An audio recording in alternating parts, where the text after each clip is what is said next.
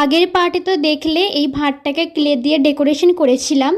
তো চলো এবার এটাকে রং করা যাক।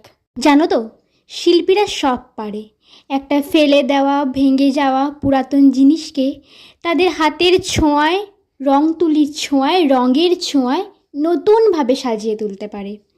তারা সব পারে। আর যারা লেখালেখি করে তারা একটা চলে যাওয়া মানুষকে তার লেখার মাধ্যমে ধরে রাখতে পারে। না হওয়া, পূর্ণতা না পাওয়া অপূর্ণ ইচ্ছাগুলো সেই লেখার মাধ্যমে পূরণ করতে পারে।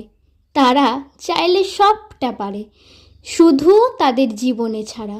মাঝে মধ্যে মনে হয় যদি ফাটল ধরা সম্পর্কগুলোকেও ঠিক এইভাবে নতুন করে সাজিয়ে তুলতে পারতাম তাহলে বোধহয় ভালোই হতো। তো মোটামুটি এটা আমার কালার করা কমপ্লিট। এটার ফাইনাল লুকটা দেখতে ঠিক এরকম লাগছে। কেমন হয়েছে জানিও। চলো আজকের মতো এই পর্যন্ত, বাই।